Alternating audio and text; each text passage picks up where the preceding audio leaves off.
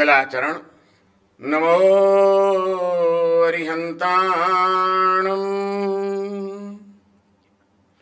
नमो सिद्धाणं, नमो आयर्याणं,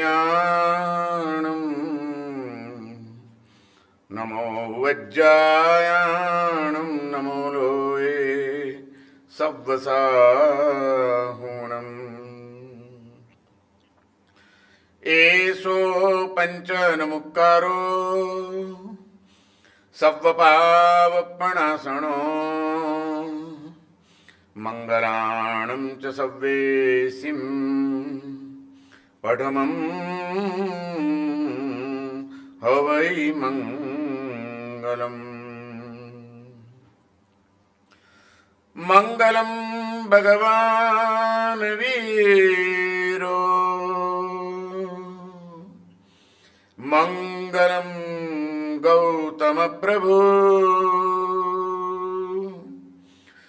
मंगलं स्थूलिभद्राद्या, जैन धर्मोस्तु मंगलम्। अज्ञानतिमिरान्धानां ज्ञानाञ्जनशलाकया नेत्रमुन्मीलितं येन तस्मै श्री गुरवे नमः। तस्मै सद्गुरवे नमः। या देवी स्तूयते नित्यं विबुधैर्वेदपारगैः, सा मे भवतु जिह्वाग्रे ब्रह्मरूपा सरस्वती। सा मे भवतु जिह्वाग्रे ब्रह्मरूपा सरस्वती।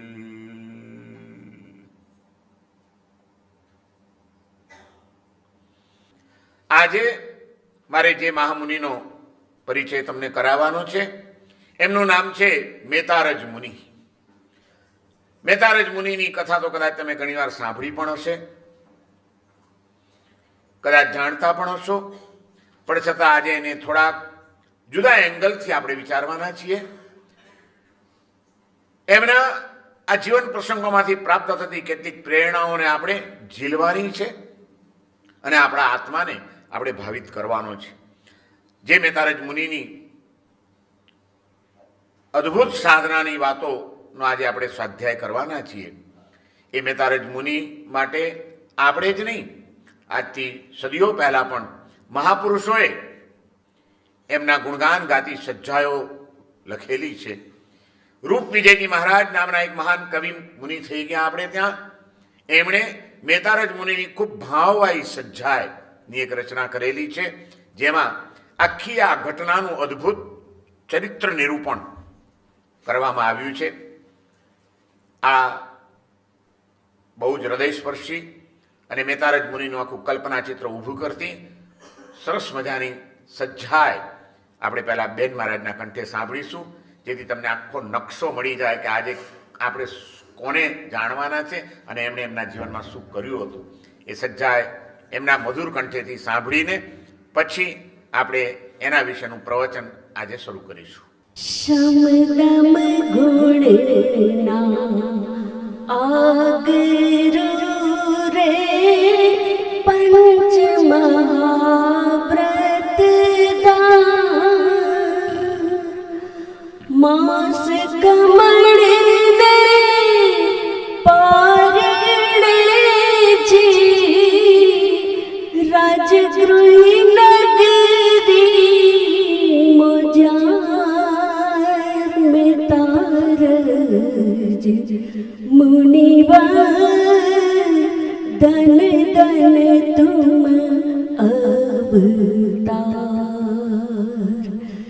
સોની ને ઘેર આવ્યા રે મેં તારજ ઋષિ જબ લાગડે તો ઉઠ્યો જી વંદે મુનિના પાય મેં તારજ મુનિવાર ધન ધન તુમ અવતાર आज पढ़ो घर आंगणे रे बीड़ी काढ़े साहकार ल्यो भिक्षा चे सूझती वे मोदिक तड़ो मैं तारज मुनिवार धन धन तुम अवतार कौच जीव जब लाचण्यो रे बोरी बर्या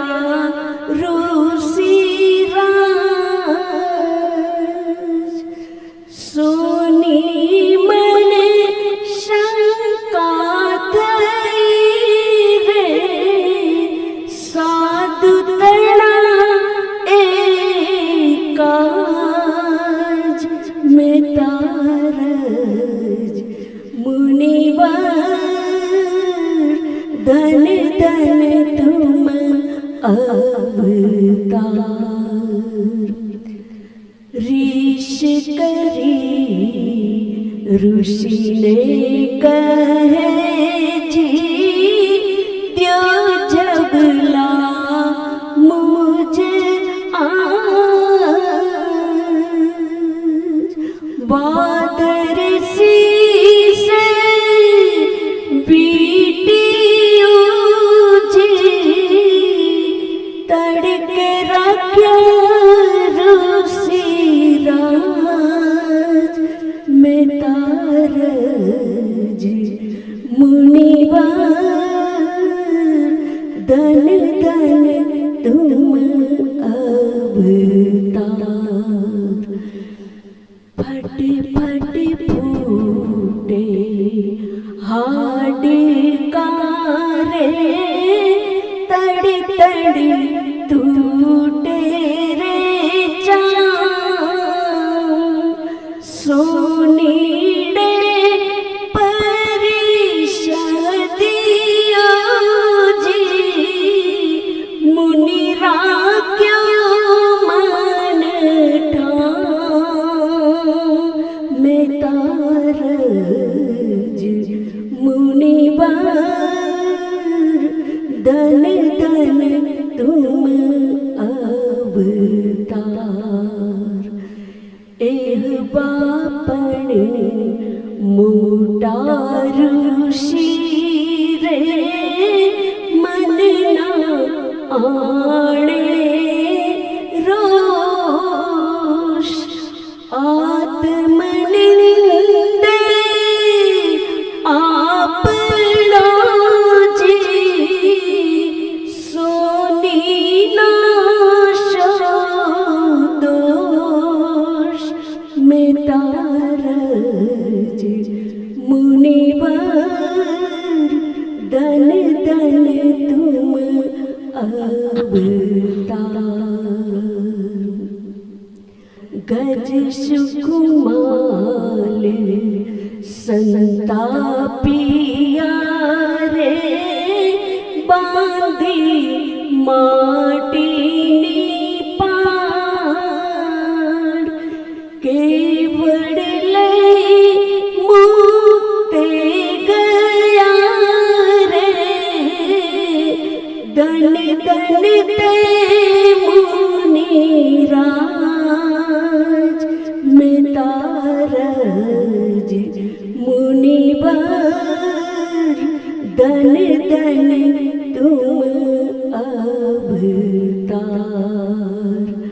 વાગણ શરીર બલુરિયું રે સાધુ સુકોશલ સાર કેવડ લઈ મુક્તે ગયા રે એમ અરણિક આણગાર મેં તારજ મુનિવાર ધન ધન તુમ અવતાર પાલક પાપીએ પીલિયા રે કંદક સુરીના રે શિષ્ય અંબડ ચેલા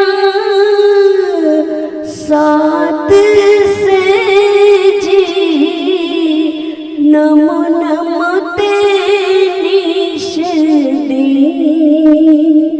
મેં તારજ મુનિવાર ધન ધન તુમ અવતાર એહવા ઋષિ સંભાળતા રે મેં તારજ ઋષિરા અંતગણ હુવા કેવલી રે વંદે મુનિના પાય મેં તારજ મુનિવાર ધન ધન તુમ અવતાર ભારી કાષ્ટની સ્ત્રીએ તિહારે લાવી નાખી તેની વાર દબકે પંકી જાગી જબલા પડ્યા તેણે સાર મેં તારજ મુનિવાર ધન ધન તુમ અવતાર દેખી જબલા વિષ્ટામાં હે मन लाज्यो सोनार ओ गो मोहपति साधु रे ले गयो आणगार में तारज मुनिबार धन धन तुम अवतार आत्म तार्यो आपनो जी स्थिर कर मन वच काम रूप विजय रंगे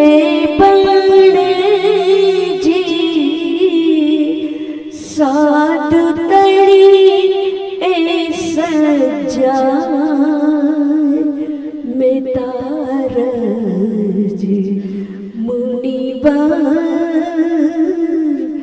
धन धन तुम अवतार में तारज मुनिबार धन धन तुम अवतार। હમણાં જેમની તમે સજ્જાએ સાંભળી એ મેતારજ મુનિ એમના જીવનમાંથી પણ અદ્ભુત પ્રેરણાઓ પ્રાપ્ત થાય છે. કેવો એમનો જબરજસ્ત પુરુષાર્થ, કેવી એમની અદ્ભુત જાગૃતિ, કેવી એમની ઉત્કૃષ્ટ જીવો પ્રત્યેની કરુણા અને સર્વશ્રેષ્ઠ તો એમનો સમતા ભાવ. એને જ્યારે આપણે વિચારીએ ત્યારે આપણને સમજાય કે આપણે તો હજી કેટલા બધા પાછળ છીએ. આ મહાપુરુષોને ધ્યાનમાં રાખીને જો આપણે થોડુંક ચાલવાનો પ્રયત્ન કરીએ તો કદાચ અનાદિકાળના આપણા સંસ્કારોને આપણે તોડવા માટે સમર્થ બની શકીએ. મેતારજ મુનિ પહેલી વખત મારે બોલવાનું થયું છે મારા જીવનમાં, ક્યારે એમને વિશે પ્રવચન આપ્યું નથી અને એને માટે થોડાક એમના વ્યવસ્થિત પ્રસંગો અને ઓથેન્ટિક વાતો સમજવા માટે જે કંઈ ઉપલબ્ધ હતા મારી પાસે સાધનો પુસ્તકના લાઇબ્રેરીમાંથી કાઢીને જ્યારે વાંચતો હતો, વિચારતો હતો, ત્યારે એમની મૂક જીવો પ્રત્યેની, અબોલ જીવ પ્રત્યેની પણ અદ્ભુત કરુણાનો એક વિચાર અને જીવલેણ કષ્ટની અંદર પણ કલ્પના ન કરી શકાય એવી સમતાની એમની સાધના, એનો જ્યારે મેં વિચાર કર્યો ત્યારે મને એક કવિની પંક્તિઓ યાદ આવી ગઈ. મેતારજ મુનિના ચરણોમાં જ એને અર્પિત કરવાની હોય કે આત્મામાંથી પરમાત્મા કોણ બની શકે, આત્મામાં બેઠેલા પરમાત્માને કોણ પ્રગટ કરી શકે, એ આપણને આ 4 પંક્તિઓમાં સમજવા મળી જાય છે. કવિએ કીધું છે कि यूं तो हर दिल किसी दिल पे फिदा होता है, प्यार करने का तौर मगर जुदा होता है. आदमी लाख संभलने पर भी गिरता है, आदमी लाख संभलने पर भी गिरता है, मगर झुक के जो उसे उठा ले वो खुदा होता है. झुक के जो उसे उठा ले वो खुदा होता है. વ્યક્તિ ભૂલ કરે એમાં કોઈ આશ્ચર્ય નથી, વ્યક્તિ ક્યારેક પછડાટ ખાઈ જાય એમાં કોઈ આશ્ચર્ય નથી, વ્યક્તિ ક્યારેક જીવનની અંદર થાપ ખાઈ જાય એમાં કોઈ આશ્ચર્ય નથી, વ્યક્તિના જીવનમાં ક્યારેક કોઈ પાપ આવી જાય એમાં પણ કોઈ આશ્ચર્ય નથી. પણ એવા આત્માને પણ તિરસ્કાર ન કરવો, એની મતે પણ દુર્ભાવ ન સેવવો, એનું પણ કલ્યાણ થાય. દોષ એનો નથી, દોષ હોય તો મારા કર્મનો છે કે એને મારી માટે આવો વિચાર આવ્યો, એને મારા માટે આવું કાર્ય કરવાનું મન થયું, એને મારી સાથે આવો વ્યવહાર કર્યો, એમાં એનો કોઈ દોષ નથી. એ પણ એક શુદ્ધ પવિત્ર આત્મા છે ચૈતન્ય સ્વરૂપે, પણ જે કંઈ એને મારા માટે આવો દુર્ભાવ સૂચ્યો એ મારા અશુભ કર્મનો ઉદય છે. માટે સોનીના જવલા પક્ષી ચણી જાય અને સોની જ્યારે ન જુએ ને ત્યારે એને એમ થાય કે આ મહામુનિએ જ ઉપાડી લીધા લાગે છે, અને એ પછી મહામુનિની પાછળ દોડે, રસ્તા વચ્ચે પકડી લે. માસ ખમણના પારણે નીકળેલા છે મુનિ, 1 મહિનાના ઉપવાસ થઈ ગયા છે, હજી પારણું કરવાનું બાકી છે. ઉપાશ્રયમાં જઈને અને ગોચરી વરીને જઈ રહ્યા છે, ને રસ્તા વચ્ચે સોની પકડે. એ મહારાજ, મારા સોના તમે ઉપાડ્યા છે, આપી દો. પોતાનો કોઈ ગુનો નથી, પણ અને એવી ખબર છે જ્યારે સોની અંદર લાડવા લેવા ગયો છે ત્યારે મુનિરાજ ઊભા છે બહારના રૂમમાં, અને એમણે જોયું કે પક્ષી આવ્યો, એણે સાચા જવ સમજીને એ ચણી ગયો છે.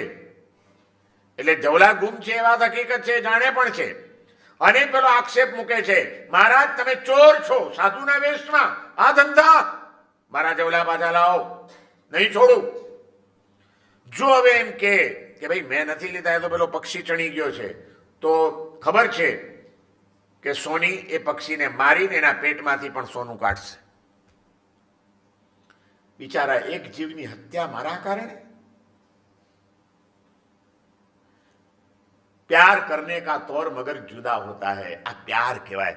એક અબોલ જીવ પ્રત્યેનો કેટલો પ્યાર હશે મહામુનિને કે એક મારો જીવ બચાવવા માટે જો હું હમણાં સાચું બોલી દઈશ તો બિચારા એના પ્રાણ હરી જશે. ના, મારાથી એવું ન કરાય. બોલતા જ નથી, મૌન રહ્યા. મૌન રહ્યા એટલે ન નિષિદ્ધમ અનુમતમ, નિષેધ નથી કરતા માટે કબૂલ કરી લીધું. એમ સમજીને મેતારજ મુનિની ઉપર ગુસ્સો આવે છે સોનીને, અને જે ઉપસર્ગ કરે છે, આગળ હું વાત કરું છું હમણાં, ત્યારે પણ એ પોતે શું વિચારે છે હમણાં જ આપણે સજ્જાઈમાં સાંભળ્યું. કર્મનો દોષ મારો છે, સોનીનો શો દોષ, એમાં સોનીનો શું વાંક છે? આ ક્ષમતા વગર વાંકે કોઈક મરણાંત કષ્ટ આપે અને તે વખતે પણ એનો કોઈ દોષ નથી, મારા અશુભ કર્મનો દોષ કે આજે આ ઉપસર્ગ મારે સહન કરવાનો આવ્યો છે. આ સમતા ભાવને પરાકાષ્ઠાએ પહોંચાડવો એ કોઈ બચ્ચાના ખેલ નથી, સમજી રાખજો. કલ્પના કરી લો ઘડીભરને માટે કે માંસ ખમણનું પારણું, એક મહિનાના ઉપવાસથી દુર્બળ થઈ ગયેલી કાયા હોય, ભર બપોરે તડકામાં ગોચરી વોરવા માટે નીકળ્યા હોય, ભાવથી સોનીએ મોદક વરાવ્યા હોય અને હવે જઈને પારણું કરવાનું હોય અને ત્યાં રસ્તા વચ્ચે જ સોની એમને ઝડપી લે અને ગુસ્સામાં આવેલો એ સોની એમને મારવા સુધી તૈયાર થઈ જાય, રીબાવીને પીડા આપીને મારવા તૈયાર થઈ જાય અને એ કષ્ટ જ્યારે સહન કરવાના આવે, ભર તડકામાં ઉભા રહીને શરીર ડોલવા માંડે, શક્તિ નથી રહી કે સ્થિર ઉભા રહી શકે અને છતાં તે વખતે પણ સોનીનો શો દોષ. આ વિચાર આવવો એ કેટલી મહાન એની ક્ષમતા હશે. અને જો હું કદાચ બોલી જઈશ તો બિચારા પેલા ક્રંચ પક્ષીનો જીવ ચાલ્યો જશે. એ કઈ હદની એમની કરુણા હશે, કઈ હદની કરુણા હશે. કાંઈ જ નહીં, ઉપસર્ગ સહન કરી લીધો. કર્મનું ચિંતન કરતા કરતા, મહાપુરુષોનું ચિંતન કરતા કરતા, એમને યાદ કરતા કરતા સમતા ભાવથી તમામ કર્મોને ખપાવવાની તાકાત એ મહામુનિમાં હતી. અને માટે આ કવિની પંક્તિઓ હું એમને અર્પણ કરતો હોઉં છું કે ઝુક કે જો ઉસે ઉઠા લે વો ખુદા હોતા હૈ. મેતારજ મુનિ એ જ ભાવમાં કેવળ જ્ઞાની થઈ જાય ત્યાં જ ઉભા અને કેવળ જ્ઞાની થઈને આ પેલી મનાંત પીડાના કારણે ત્યારે ત્યાં એમના પ્રાણ પણ નીકળી જાય. અંતગળ કેવડી એમને કહેવાય કે કેવળ જ્ઞાન થતાની સાથે જ પાછો અંત પણ થઈ જાય એમના જીવનનો.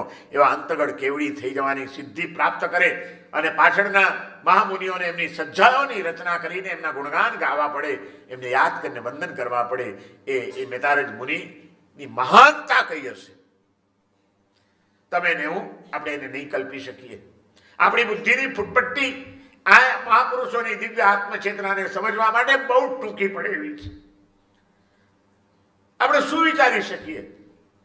એમના હૃદયના તે વખતે શું ભાવો હશે, એમના હૃદયની અંદર કેવા અધ્યવસાય ચાલ્યા હશે કે જન્મો જન્મના કર્મના બંધનો તૂટી જાય અને એમને ત્યાં ઉભા જંગલમાં કેવળ જ્ઞાનની પ્રાપ્તિ થઈ જાય અને ત્યાં નિર્વાણ પામીને મોક્ષમાં ચાલ્યા જાય. એ કઈ હદની એમની મહાનતા હશે. ધર્મ ધ્યાનની અને શુક્લ ધ્યાનની કઈ ધારામાં એ મહામુનિ ચડી ગયા હશે કે એ ધ્યાનમાં લીન બનેલા એના તડ કરતી માથાની નસો તો તૂટે પણ એના કરતા એ ભયંકર કડાકા સાથે કર્મના બંધનો તૂટી જાય અને મહામુનિ સીધા ત્યાંથી નિર્વાણ પામીને મોક્ષમાં પહોંચી જાય. એ મેતારજ મુનિની અવસ્થા કઈ હશે. મેતારજ મુનિ કોઈ સામાન્ય વ્યક્તિ નથી. રાજગૃહી નગરીના એક મહાન શ્રેષ્ઠી પુત્ર છે. એટલું જ નહીં, મગધ સમ્રાટ શ્રેણિકના જમાઈ છે. સમ્રાટ શ્રેણિકે પોતાની વાલસોઈ દીકરીને આ શ્રેષ્ઠી પુત્ર મેતારજની સાથે પરણાવેલી છે. રાજાની પુત્રી પરણાવવાનું મન થાય એ શ્રેષ્ઠી પણ કેટલા મહાન હશે, કેટલા સમૃદ્ધિશાળી હશે, કેવા સંસ્કારી હશે, કેવી એની પ્રતિષ્ઠા હશે કે રાજકુમારી કોઈ રાજકુમાર ન શોધતા એક શ્રેષ્ઠી પુત્રની ઉપર સમ્રાટ શ્રેણીકે પસંદગી ઉતારી હશે અને ધામધૂમથી એના લગ્ન થયા છે. પતિ પત્નીનું સુખમય જીવન ચાલી રહ્યું છે, આનંદથી સમય પસાર થઈ રહ્યો છે. અને એક વખત ધીમે ધીમે પ્રભુ મહાવીરની દેશના સાંભળવા ગયા છે મેતારજ. ભગવાનની દેશના અદ્ભુત હૃદયની અંદર ઉતરી જાય છે. પરમાત્મા પ્રત્યેનો એક પ્રેમ પ્રગટી જાય છે. અને એકવાર જેની પ્રત્યે તમને પ્રેમ પ્રગટી જાય ને એની બધી જ વાતો પછી ગમવા લાગે. પછી ગમાડવી ન પડે, ગમી જાય. જેની પ્રત્યે પ્રેમ હોય એની વાત ગમે કે ન ગમે, તમારો સંસારનો અનુભવ શું? ચાલો ભગવાનની વાત હમણાં છોડો, પણ સ્થૂળ ભૂમિકા એ પણ આપણને જેની સાથે ખરેખર દિલથી પ્રેમ થયો હોય છે એ કોઈ પણ વાત કરે તો એ ગમે કે નહીં આપણને? ત્યાં સુધી પ્રેમ હોય ત્યાં સુધી તો પ્રભુની વાણીને તો અતિશય જ કેવા હોય, પ્રભુની વાણીની તાકાત કઈ હોય કે એક અત્યંત વૈભવ વિલાસમાં સુખ સાહેબીની અંદર રાજતો એક રાજકુમાર જેવો યુવાન પણ અહીંયા પ્રભુની દેશના સાંભળે અને એના મનમાં મનોમંથન ચાલુ થઈ જાય. એક બાજુ એને સાંસારિક સુખોની ક્ષણભંગુરતા દેખાવા લાગે અને બીજી બાજુ આધ્યાત્મિક સુખની અદ્ભુત સિદ્ધિઓ એને દેખાવા લાગે અને મનમંથન ચાલે કે આ બાજુ ઢળવું કે આ બાજુ ઢળવું. ભગવાનની વાણી ભલભલાને તારનારી છે. હું ઘણી વાર કહું છું, આજે ફરી રિપીટ કરીશ કે આ જીનેશ્વર ભગવાનની વાણી કેવી છે એનો મહિમા ગાતા શ્રીમદ રાજચંદ્રજીએ બહુ સરસ ભાવાંજલિ આપી છે જીનવાણીને કે કેવી છે આ ભગવાનની વાણી. અનંત અનંત ભાવ ભેદથી ભરેલી ભરી. અનંત અનંત ભેદ, એના ભેદો છે, જુદા જુદા ભેદ એટલે પ્રકારો. હા, ક્યારેક એક દ્રષ્ટિથી વાત કરે, ક્યારેક બીજી દ્રષ્ટિથી વાત કરે, ક્યારેક સાપેક્ષ ભાવથી વાત કરે, ક્યારેક નિરપેક્ષ ભાવથી વાત કરે, ક્યારેક કરુણા ભાવથી વાત કરે, તો ક્યારેક ઉપકાર ભાવથી વાત કરે. ભગવાન ક્યારેક દ્રવ્ય નિક્ષેપાથી કોઈ વસ્તુની ચર્ચા કરે, ક્યારેક ભાવ નિક્ષેપાથી કોઈ ચર્ચા કરે. ભગવાનની વાણી અનંત અનંત ભેદ ભાવથી ભરેલી, અનંતના ભેદો અને પાછી ભાવસભર. કરુણાનો ભાવ તો છલકાતો જ હોય પ્રભુની વાણીમાં. વાણીમાં જો કરુણા ના પડે તો એ વાણી ક્યારેય સામી વ્યક્તિના હૃદયને સ્પર્શી ન શકે, એના અંતરને ઢંઢોળી ન શકે. હૃદયની અંદર કરુણાનો ભાવ તો છલકવો જ જોઈએ. જ્યારે કોઈ પણ કંઈક બોલે અને એ કલ્યાણ બુદ્ધિથી જો બોલતો હોય તો એના હૃદયની અંદર કરુણાનો ભાવ, ઉપકારનો ભાવ, સામી વ્યક્તિને તારવાનો ભાવ એ જો ન હોય તો એ વાણી સ્પર્શી ન શકે, હૃદયને ટચ ન કરી શકે. બુદ્ધિથી બોલાયેલું માણસની બુદ્ધિને આંચી શકે છે, પણ હૃદયના ભાવથી છલકાતી વાણી માણસના હૃદયને ભેદી શકે છે.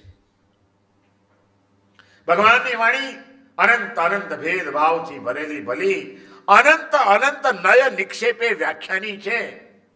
અને કેવી છે? સકલ જગત હિતકારિણી. આખા જગતનું હિત કરનારી છે પ્રભુની વાણી. સકલ જગત હિતકારિણી, હારિણી મોહ, તારિણી ભવાબ્ધી, મોક્ષચારિણી પ્રમાણી છે. કેટલા સરસ મજાના શબ્દો વાપર્યા છે. શ્રીમદજીની રચનાઓની આ એક વિશેષતા, બહુ સરળ શબ્દો છતાં હૃદય સ્પર્શી શબ્દો હોય એમના. હારિણી મોહ, ભગવાનની વાણી કેવી છે? મોહને હરી લેનારી. ભલભલા આત્માઓના મોહ ઉતારી નાખ્યા છે પ્રભુની વાણીએ. એમને એમ કઈ મોટા મોટા રાજાઓ અને રાજકુમારો પ્રભુના ચરણે જીવનનું સમર્પણ કરવા નથી ગયા, પણ એમનો મોહ ઉતારી નાખે એવી ભગવાનની વાણીમાં શક્તિ હતી, એવી કરુણા હતી. હારિણી મોહ, તારિણી ભવાબ્ધી, સંસાર સાગરથી તારનારી, અને મોક્ષચારિણી પ્રમાણી છે. મોક્ષના માર્ગે આચરણ કરનારી, મોક્ષના માર્ગે ચડાવી દેનારી છે. અનંત અનંત ભેદભાવથી ભરેલી ભલી, અનંત અનંત નય નિક્ષેપે વ્યાખ્યાની છે. સકલ જગત હિતકારિણી, હારિણી મોહ, તારિણી ભવાબ્ધી, મોક્ષચારિણી પ્રમાણી છે. ઉપમા આપ્યાની જેને તમા રાખવી તે વ્યર્થ. ભગવાનની વાણી કેવી? એને કોઈ ઉપમા આપવી હોય તો કઈ ઉપમા અપાય? શ્રીમદજી કહે છે મગજને ખોટી તકલીફ આપતા જ નહીં. કોઈની ઉપમા આપી શકાય એવી નથી. ભગવાનની વાણી સાકર જેવી મીઠી, મધ જેવી મીઠી. અરે બધી વાણી ફીકી પડે ત્યાં આગળ ઉપમાઓ. ઉપમા આપ્યાની જેને તમા રાખવી તે વ્યર્થ, આપવાથી નિજમતી મપાઈ મેં માની છે. અહો રાજચંદ્ર, બાલ ખ્યાલ નથી પામતા એ. જીનેશ્વરની વાણી જેણે જાણી તેણે જાણી છે. જીનેશ્વરની વાણી જેણે માણી તેણે માણી છે. ભગવાનની વાણીને તો જે જાણે તે જાણે. એ વાણીમાં કઈ તાકાત છે, એ વાણીમાં કેવો હૃદયનો સ્પર્શ છે, એ વાણી કેવી જંકૃત કરનારી છે, એ વાણી ભલભલાના મોહને કેવી ઉતારી નાખનારી છે. એ તો જે અનુભવે એને સમજાય, બાકી કઈ વાણીથી એને સમજાવી શકાય નહીં. એવા ભગવાન મહાવીરની વાણી સાંભળવા માટે સમૃદ્ધિની ટોચ ઉપર બેઠેલો મેતારજ પહોંચી જાય છે અને ભગવાનની વાણી સાંભળતા સાંભળતા એના કાનમાં જ નથી જતી, હૃદયમાં ઉતરી રહી છે. હૃદયમાં ઉતરતી જતી એ મહાવીરની વાણી ધીમે ધીમે જીવનનું એક પરિવર્તન કરવાનું નિમિત્ત બને છે. પાછું આકર્ષણ થાય છે. બહુ જ મજા આવી હતી. ક્યારે મોકો મળે પાછી પ્રભુની વાણી સાંભળવા જાઉં. વળી મોકો મળ્યો, પ્રભુની વાણી સાંભળવા દોડે છે. વળી મોકો મળ્યો, પ્રભુની વાણી સાંભળવા દોડી જાય છે. અને આમ વારંવાર ભગવાન મહાવીરના સંપર્કમાં રહીને વારંવાર પ્રભુની વાણી સાંભળતા સાંભળતા સાંભળતા સાંભળતા જે મનોમંથન ચાલ્યું, યુવાન વય છે, દોમ દોમ સુખ સાહેબી છે, પ્રેમાળ રાજકુમારી પોતાની પત્ની બનીને આવેલી છે, સતત સ્નેહની વર્ષા વરસાવી રહી છે, ક્યાંય કોઈ દુઃખ નથી જીવનની અંદર, પણ છતાં એ સંસારના તમામ સુખો કરતા પણ મહાવીરની વાણીનું સુખ એવું ચડિયાતું લાગ્યું છે. અને એમાંથી જે અંતરનો ઉઘાડ થયો છે ત્યારે સમજાઈ જાય છે કે ખરેખર જીવનમાં કરવા જેવું હોય, દોડવા જેવું હોય તો આ માર્ગે દોડવા જેવું છે. અને ઇતિહાસ એમ કે છે કે રાજગૃહી નગરીની અંદર મેતારજ મુનિ યુવાન વયની અંદર સંસારનો ત્યાગ કરવા માટે તૈયાર થયા અને મહારાજા શ્રેણિકની પુત્રી જે પોતાની પત્ની બનીને આવી છે એની સાથે રાતે વાર્તાલાપ કરે છે. પણ શ્રેણિકની પુત્રી પણ કોઈ ઓછી નહોતી, કારણ કે મહારાજા શ્રેણિક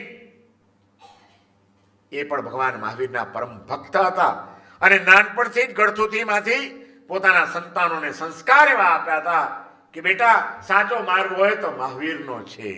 આ સંસારના માર્ગે જવામાં તો કોઈ મજા નથી. આખરે ક્ષણિક દેખાતા સુખો પણ દુઃખમાં પરિણમ્યા વિના રહેવાના નથી, હૃદયને આઘાત પહોંચાડ્યા વિના રહેવાના નથી. સાચી શાંતિ જોઈતી હોય, આત્માનું કલ્યાણ કરવું હોય તો મહાવીરનો માર્ગ જ સાચો માર્ગ છે. આ વાત ઠોકી ઠોકીને શ્રેણિકે પણ પોતાના સમગ્ર પરિવારને સમજાવેલી છે. અને એટલે જ્યારે મેતારજ મુનિ વાત કરે છે પોતાની પત્નીને ત્યારે સહર્ષ સંમતિ આપે છે અને કહે છે આપ એકલા શું કામ, હું પણ આપના પંથે અનુસરીશ. જે આપનો માર્ગ એ જ મારો માર્ગ. હું આપને સમર્પિત થઈને આવી છું, મારે કશું જ વિચારવાનું ન હોય. જો આપ બધો ત્યાગ કરીને જઈ શકો છો તો મારે કોને માટે હવે આ સંસારના સુખોમાં આસક્ત બનવાનું.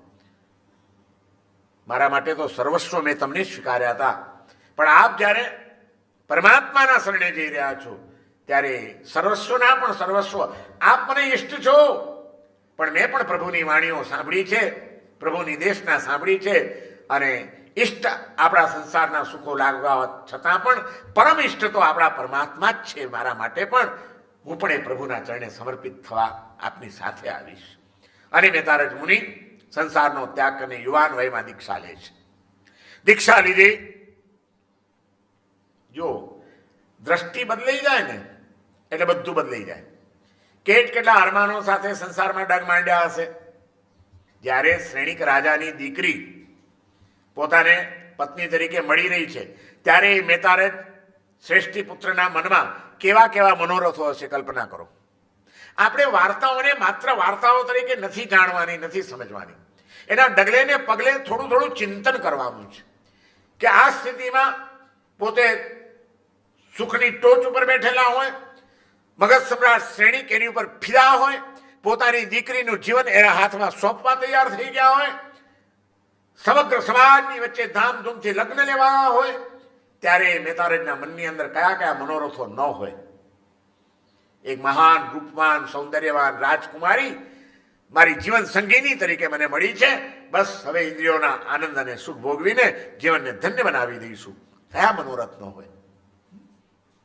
મહારાજા શ્રેણિકની એ રાજકુમારીને આ વાત સમજાઈ ગઈ હતી, માટે ભગવાન મહાવીરના ચરણે જીવનનું સમર્પણ કર્યું.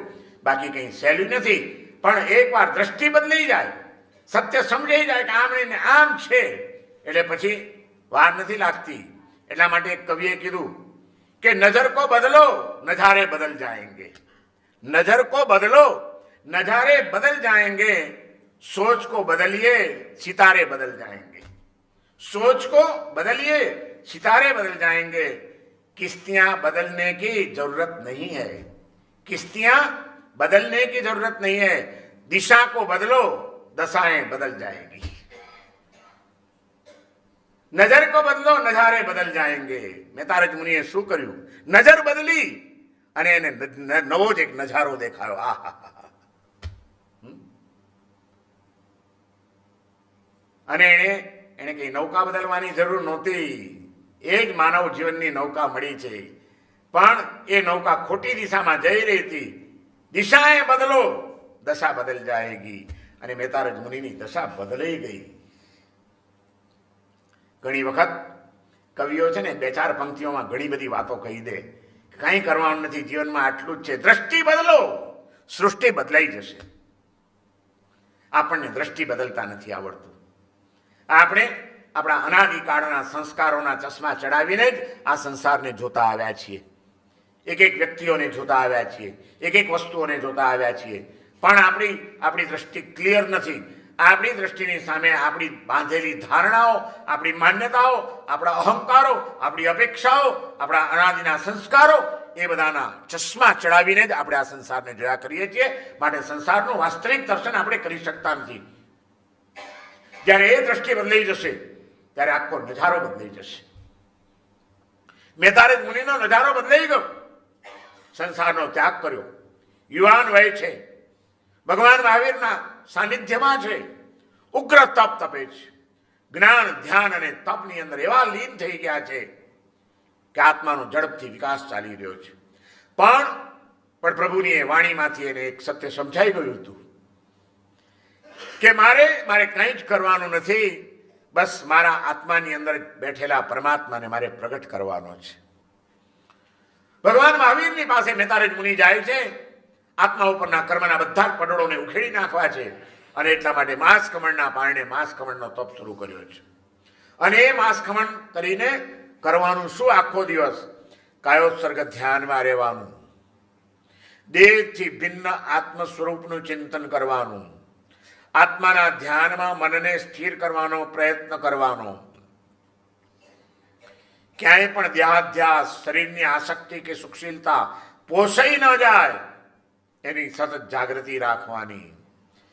કાયોત્સર્ગમાં ઊભા છે, જંગલમાં મચ્છર આવીને બેસે છે, ભલે બેઠા.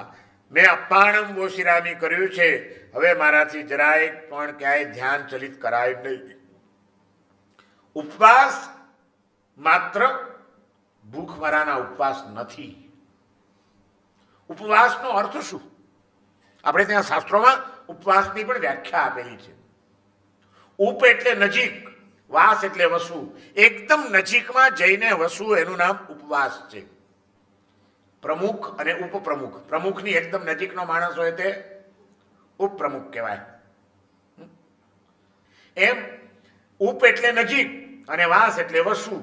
આત્માની નજીકમાં જઈને વસવું એનું નામ ઉપવાસ છે.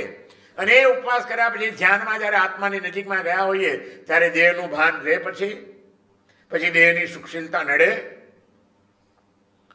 આપણે તો ઉપવાસ એટલે બસ આજે મારે ખાવું નહીં. ઉપવાસની વ્યાખ્યા આપણા મહાપુરુષોએ સરસ સરસ જુદી જુદી રીતે આપેલી છે. એમણે એમ કીધું કે ખાલી ખોરાક ન ખાવો એનું નામ ઉપવાસ નથી. તો કે ઉપવાસ શું છે? ત્યારે એમણે વ્યાખ્યા આપી કે કસાય વિષયાહાર ત્યાગો યત્ર વિધીયતે ઉપવાસ સવિજ્ઞેય શેષમ લંઘનકમ વિદુ. કસાય અને વિષય, પાંચે ઇન્દ્રિયોની આસક્તિના વિષયો, એ પણ એક આહાર છે. એની ઉપર માણસ ટકે છે.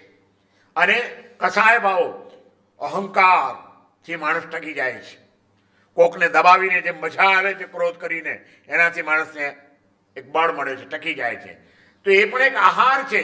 અને સાચો ઉપવાસ જ્ઞાની પુરુષોએ આ કીધું કે કસાય વિષયાહાર ત્યાગો યત્ર વિધીયતે.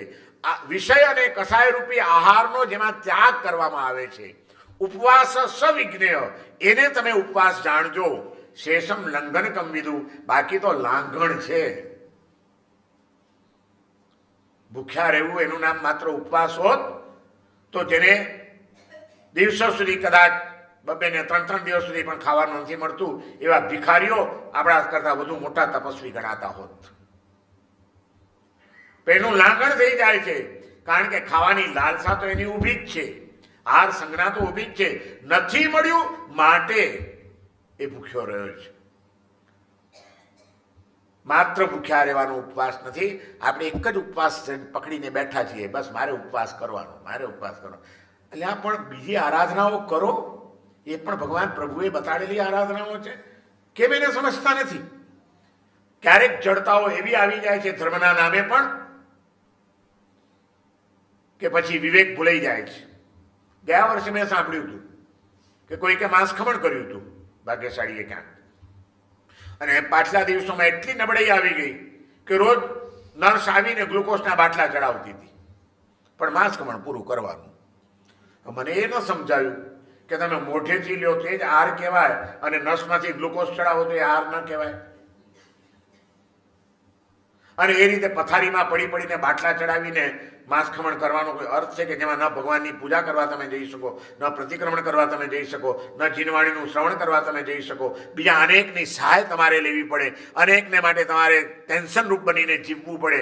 એ કઈ જાતનો ધર્મ હજી મારા મગજમાં નથી બેસતો.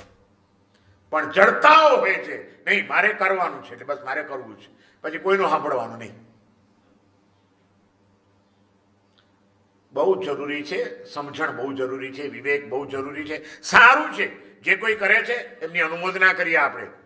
જૈન ધર્મના ઉપવાસ કોઈ સહેલા નથી. કોઈએ 28 કરી, કોઈએ 15-16 ઉપવાસ કર્યા, કોઈએ માંસ ખમણ કર્યો. આપણે તો અનુમોદના જ કરીએ, કારણ કે આપણાથી એક પણ નથી થતું. આપણે તો એટલા કાયર છીએ. પણ એ કરનાર ભાગ્યશાળી જો થોડીક સમજપૂર્વક કરે તો આપણને બહુ આનંદ થાય કે વાહ, ખરેખર એના આત્માના કલ્યાણનો પુરુષાર્થ કરી રહ્યો છે. પણ જ્યારે એનામાં જડતા જોવા મળે ત્યારે એમ થાય કે આટલું કરીને પણ આખરે વિવેકના અભાવે આ કેટલા કર્મની નિદ્રા કરતો હશે ભગવાન જાણે. બધે વિવેક જરૂરી છે. માંસ ખમણના પારણે માંસ ખમણ મેતારજ મુનિના ચાલુ થઈ ગયા છે. ધ્યાનમાં, કાયોત્સર્ગમાં લીન થઈને એક એક દિવસો વિતાવે છે, અને પ્રસન્નતાથી બધી જ સાધનાની સાથે સાથે આ એમનો તપ ચાલી રહ્યો છે. શરીર ઉપર સૌથી પહેલી અસર આહારની તો થવાની જ છે. મહિના સુધી તમે આહાર ન ગ્રહણ કરો તો શરીર કૃશ તો થવાનું જ. શરીરની ધાતુઓ તો શોષાવાની જ છે. ધીમે ધીમે મેતારજ મુનિ દુર્બળ થતા જાય છે, દુર્બળ થતા જાય છે. દેહ દુર્બળ થઈ રહ્યો છે, પણ આત્મા સબળ છે. પ્રસન્નતા વધતી જાય છે દિવસે દિવસે. સાચા તપની નિશાની આ, સાચા ધર્મને પામ્યાની નિશાની આ, કે જેમ જેમ આપણો ધર્મ વધતો જાય, જેમ જેમ આપણો તપ વધતો જાય, જેમ જેમ આપણો ત્યાગ વધતો જાય, તેમ તેમ ચિત્તની પ્રસન્નતા વધવી જોઈએ. મેં આ કર્યું, હું આ કરું છું, હું આ કરું છું. જે ધર્મ અહંકારની વૃદ્ધિમાં પરિણમતો હોય એ ધર્મ આત્માનું કલ્યાણ કરનારો નહીં બની શકે. આજે ઘણી વખત તમારા ને મારા જીવનમાં એવું બની જાય, અજ્ઞાનના કારણે, અણસમજના કારણે, જાગૃતિના અભાવના કારણે, કે આપણે એક બાજુ ધર્મ પણ કરતા હોઈએ અને આપણે જે કંઈ કર્યું હોય એનો ધીમે ધીમે આપણામાં એક અહંકાર પોસાતો જાય. હું આ કરું છું, હું આ કરું છું, હું આ કરું છું. પછી એ તપનો અહંકાર હોય, જ્ઞાનનો અહંકાર હોય, સેવાનો અહંકાર હોય. મેં આટલું જ્ઞાન મેળવ્યું છે, હું આટલો વિદ્વાન છું, હું આટલી સેવા કરું છું, હું આટલો ભોગ આપું છું, મેં આટલો તપ કર્યો છે, મેં હું. આ આપણો જીવતો ને જીવતો રહે છે. જે અહમને ઓગાળી નાખવા માટે ધર્મ કરવાનો હતો એ જ ધર્મ આરાધનાઓ કરીને અહમ જો આપણો પુષ્ટ થતો જતો હોય તો એ ધર્મ આરાધનાએ શું આપ્યું? ઘણી વખત સમાજનું દર્શન કરું ત્યારે મેં એક તારવણ કાઢ્યું છે. કોઈને માટે આ વ્યક્તિગતનો આક્ષેપ નથી, આ જનરલ મારું એક તારવણ છે કે આજની અજ્ઞાન ભરી, જડતા ભરી, સમજણ વિહોણી કેટલી એ ધર્મ ક્રિયાઓએ આજે જો કંઈક આપ્યું હોય આપણને તો બે ચીજ આપી છે કે આપણો અહંકાર પુષ્ટ થતો જાય છે આપણે જે કરતા હોઈએ એનો, અને આપણે જે કરીએ છીએ એ બીજા નથી કરતા એવા જીવો પ્રત્યેનો તિરસ્કાર આપણા મનમાં કેળવાતો જાય છે.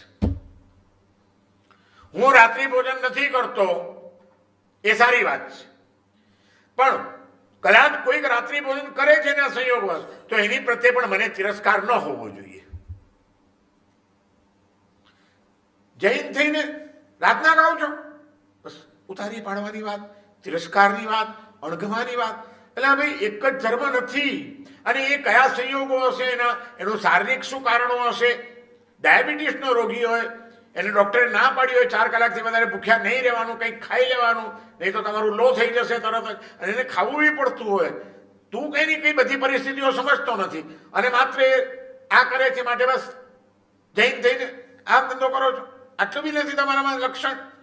તમે એની પ્રત્યે તિરસ્કાર કર્યો, એનું તો થશે કે નહીં થાય અકલ્યાણ, પણ આપણું તો થઈ જ જાય, કારણ કે આપણે એક જીવાત્મા પ્રત્યે દુર્ભાવ કર્યો.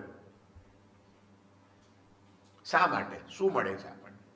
આપણો અહંકાર પુષ્ટ થયો અને બીજાઓ પ્રત્યેનો તિરસ્કાર પુષ્ટ થયો. આ જ જો આપણી ધર્મક્રિયાઓ આપણને આપતી હોય તો વિચારવું પડે કે આ ધર્મક્રિયાઓ ભગવાનના શાસનને કેટલી માન્ય છે કે અમાન્ય છે. સમજણ સ્પષ્ટ હોવી જોઈએ. ભલે આજે ને આજે કદાચ રિઝલ્ટ ન પણ આવે, હજી આપણો કંઈ અહંકાર સાવ ટળી જાય એવું ન બને, પણ ખબર તો હોવી જ જોઈએ કે મારી કોઈ પણ ધર્મક્રિયા મારા અહંકારને તોડવા માટે છે, મારા કસાયોને શાંત કરવા માટે છે, બીજા જીવો પ્રત્યેનો આ પ્રેમને વધારવા માટે છે.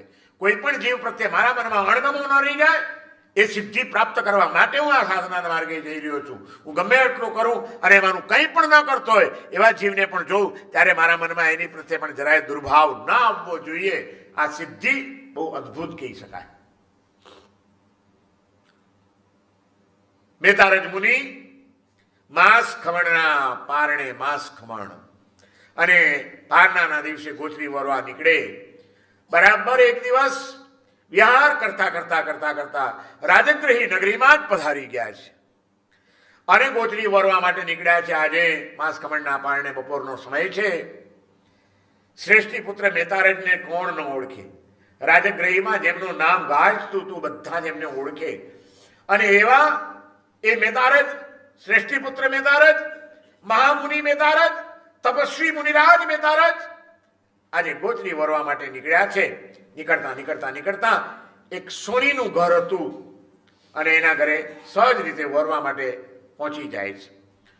જેવા ઘરમાં ધર્મલાભ આપીને દાખલ થાય છે, સોનીએ જોયા, ઓળખી લીધા, કારણ કે એ જ નગરમાં પોતે રહેતો હતો, અને એના દીક્ષાના મહોત્સવને પણ એને ધામધૂમથી જોયેલો હતો. ઓળખી ગયો, અને એ આવા તપ તપે છે એની પણ ખબર પડી, અને આજે માસ ખમણના પારણે મારા ઘરે આવ્યા છે. સોની તો રાજી રાજી થઈ ગયો. આવા તપસ્વી મહામુનિના પગલા મારા ઘરે ક્યાંથી થાય? આ તો અકાળે મને આજે કલ્પ વૃક્ષ ફળી ગયું છે, અકાળે આંબો પાક્યો છે. આવા મુનિરાજ, તપસ્વી મુનિરાજના પગલા આજે મારા ઘરના આંગણે થયા. ધન્ય ધન્ય થઈ ગયો હું તો. હર્ષ વિભોર થઈને કહે છે, પધારો મુનિરાજ, પધારો. આપને ભાવપૂર્વક વંદન કરું. આપે આજે મારું આંગણું પાવન કર્યું. મુનિરાજ, નિર્દોષ ગોચરી છે, આપને કલ્પે એવી છે, લાભ આપો. જરા ઉભા રહો, કારણ કે બહાર ઘરની અંદર દાખલ થયા. આગળના રૂમમાં સોનીનું કામકાજ ચાલતું હતું. સોનાને પીગળાવીને એમાંથી જવ બનાવી રહ્યો હતો. કોઈક શ્રેષ્ઠીનો ઓર્ડર હતો. એના ઓર્ડર પ્રમાણે સોનાના જવલા, ઘઉંના દાણા, એના આકારના જવ લંબગોળ બનાવવાનું એનું કામ ચાલુ હતું. થોડાક જવ બનાવીને મૂકી રાખેલા છે, બીજું હજી કામ ચાલુ છે. અને એટલામાં મુનિરાજ ઘરની અંદર દાખલ થયા છે, એટલે બધું પડતું મૂકીને ઊભો થઈ ગયો. અને રસોડું અંદર હતું. કુદરતી કોઈક મહેમાન આવવાના હશે, કોઈ પ્રસંગ હશે, મોદક બનાવેલા છે. મુનિરાજને કહે છે, મુનિરાજ 2 મિનિટ જરાક ઉભા રહો, અંદરથી હું મોદક લઈને આવું, આપને કલ્પે એવા છે, લાભ આપજો. અને અંદર લાડવા લેવા જાય છે. એટલામાં એક ક્રૌંચ નામનું પક્ષી ઉડતું ઉડતું આવે છે. પક્ષી છે ને, એને એટલી તો સમજણ ન હોય, અને એટલા અસલ જવ જેવી સાઈઝના જવ જેવા જ કલરના બરાબર મેટ ફિનિશ આમ સરસ જવ એને બનાવેલા છે. ક્રૌંચ પક્ષી એને સાચા જવ સમજીને ફટફટ ફટફટ ફટફટ ચણી લે છે. ચણીને પક્ષી ઉડીને ચાલ્યું ગયું. મુનિરાજ ઉભા ઉભા જોયા કરે છે. અને પેલો સોની લાડવા લઈને આવ્યો બહાર. મુનિરાજ, લાભ આપો. વરી લીધા મુનિરાજે. મોદક વોર્યો. વોરીને મુનિરાજ તો નીકળી ગયા. મુનિરાજ નીકળી ગયા, મહારાજને વરાવ્યા પછી પાછો કામ ઉપર બેસે છે પોતાના ટેબલ ઉપર, અને જ્યાં બેઠો ત્યાં જુએ છે કે હમણાં જે જવલા બનાવ્યા હતા એ જવલા તો ગાયબ, દેખાતા નથી. અને હમણાં આટલી વારમાં મારા ઘરમાં બીજું કોઈ આવ્યું નથી, તો ચોક્કસ આ જવ મુનિ ચોરી ગયા. આ દુનિયામાં ઘણા બધા પાપો છે ને કલ્પનાના કારણે, ધારણાઓના કારણે થતા હોય છે. ઘણા બધાને અન્યાય આપણે માત્ર કલ્પનાના જોરે કરી દેતા હોઈએ છીએ કે આમ હતું આમ જ હશે. અરે પણ શું કામ એવી કલ્પનાઓ કરો છો? તમે વાસ્તવિકતા જાણતા ન હો અને કોઈકની પ્રત્યે અશુભ કલ્પના કરીને એનું અશુભ નહીં, પણ આપણે પહેલા તો આપણા આત્માનું અશુભ કરી લઈએ છીએ, આપણે ખોટા કર્મ બાંધી લઈએ છીએ. પેલા સુનીને સમજાઈ ગયું કે નક્કી આ મુનિરાજ જવલા ઉપાડી ગયા. આ ખરેખર સંસાર તો સંસાર જ છે. આટલો વૈરાગ્યથી સંસાર છોડ્યો, પણ આખરે પાછા માયા દેખી મુનિવર ચડે રે, લક્ષ્મી દેખી મુનિવર ચડે. આ લક્ષ્મીમાં પાછા લલચાઈ ગયા, મારા સોનાના જવલા ઉપાડી ગયા. બસ વિચાર બાંધી લીધો. પણ અર્થની લાલસા બહુ બુરી ચીજ છે. લોભ એ ખતરનાક છે. લોહો પીમ પણાસે માણો વિણય નાશણો, માયા મિત્તાણી નાશે. લોહો સપ વિનાશનો. ક્રોધ પ્રીતિનો નાશ કરે. કોહો પીમ પણાસે માણો વિનય નાશણો, માન અભિમાન વિનયનો નાશ કરે. માયા મિત્તાણી નાશે, માયા મિત્રોનો નાશ કરી નાખે. માયાવી માણસનો કોઈ જલ્દી મિત્ર ના થાય. અને લોહો સબ્બ વિનાશણો, લોભ સર્વનો નાશ કરનારો છે. પૈસાની ખાતર માણસ પ્રેમ પણ ભૂલી જાય, સંબંધ પણ ભૂલી જાય, વિનય વિવેક પણ ભૂલી જાય, બધું જ ભૂલી જાય કે નહીં? મારા પૈસા મને જોઈએ, હું બીજું કઈ સમજો નહીં, તારે આપવાના છે કે નહીં, તો જોઈ લેજે, મારા જેવો ખરાબ બીજો કોઈ નથી. લોભને સૌથી ખતરનાક કીધો છે. અને આ એ જ સોની છે કે જેને 10 મિનિટ પહેલા તો અકાળે મારા ઘરે આજે તો કલ્પ વૃક્ષ ફળ્યો છે. કેવા ભાવ, ઉછળતા ભાવ સાથે મુનિરાજને આદરપૂર્વક પધારો પધારો કહ્યું છે. એ જ સોની. અને હવે થોડીક જ 15 મિનિટ ગઈ અને ભાવ કેવા બદલાયા. આ સાધુ પણ દંભી જ હોય છે. આયા સાધુ થઈને અને મારા સોનાના જવલા ઉપાડી ગયા. છોડી થોડી કઈ, ભાગીને ક્યાં જવાના હતા? ભક્તિનો ભાવ ક્રોધમાં પરિણમ્યો. મેં ગઈકાલે કહ્યું હતું કે બધું જ પરિવર્તનશીલ છે. માણસના વિચારો પણ બદલાતા રહે છે, ભાવો પણ બદલાતા રહે છે. આજે જેની પ્રત્યે શુભ ભાવ હોય એની પ્રત્યે કાલે અશુભ ભાવ થતા વાર નથી લાગતી. આજે જેની પ્રત્યે અશુભ ભાવ કેળવેલો હોય કાલે એની પ્રત્યે પણ સદભાવ જાગતા પણ વાર નથી લાગતી. કશું જ સ્થિર નથી, બધું જ બદલાતું રહે છે. બદલાતા જતા આ વિશ્વની અંદર આપણે બદલાઈ ન જઈએ, આપણે આપણામાં સ્થિર રહીએ, બહુ મહત્વનું છે. મન કેવી કેવી ગતિઓ પકડે છે તમે જુઓ તો ખરા. ક્યાં ઉત્કૃષ્ટ ભક્તિ! ઓહો, ધન્ય થઈ ગયો. મુનિરાજના પગલા અકાળે કલ્પતરુ ફળ્યો. ક સમયે આંબા ઉપર કેરીઓ લાગી ગઈ. મારું જીવન ધન્ય થઈ ગયું. એ ભક્તિ સાથે કેટલા ભાવથી મોદક વરાવ્યા છે જે મુનિરાજને. એ જ મુનિરાજને જોઈને હવે એમ થાય કે છોડીશ નહીં. દોડ્યો સીધો, બધું પડતું મૂકીને દોડ્યો. અને મુનિરાજ તો માંસ ખમણના પારણે નીકળ્યા હતા. આમે ધીર ગંભીર પગલે ચાલતા હતા. હજી થોડાક જ આગળ ગયા છે અને આ પાછળ પાછળ દોડ્યો. દોડીને મુનિરાજની પાસે પહોંચી ગયો. હે મહારાજ, ઉભા રહો. આ શું ધંધા કરો છો? જ્યારે લોભ આવે ને ત્યારે લોભમાંથી ક્રોધ પણ આવે, અને ક્રોધ આવે એટલે વિનય વિવેક પણ, મર્યાદા પણ. જે મુનિરાજને પધારો પધારો કરતા હતો એ મુનિરાજની હવે જડતી લેવા બેઠો. એ મહારાજ, શું ધંધા કરો છો? સાધુ થઈને શોભે છે તમને? આ સીધે સીધા દઈ દો મારા જવલા, આપી દો મને. મુનિરાજ વિચાર કરે છે, જો હવે હમણાં અહીં બોલીશ કે ભાઈ મેં નથી લીધા, તો એ તરત જ પૂછશે કે નથી લીધા તો ગયા ક્યાં? બીજું તો કોઈ આવ્યું નથી ઘરમાં, તો મારે કેવું પડશે કે તું અંદર ગયો ત્યારે ભાઈ પક્ષી એક ક્ષણમાં આવ્યું હતું ને પક્ષી ચડી ગયું છે, એ વાત જો કરીશ તો આટલો બધો સોનાનો લાલચું આ સોની એ પક્ષીને છોડશે તો નહીં જ, અને એને મારીને એના પેટમાંથી સોનાના જવલા કાઢશે. એક મારી નાનકડી ભૂલ અને એક બિચારા અબોલ પ્રાણીનો જીવ જશે. આવું મારાથી કેમ કરાય?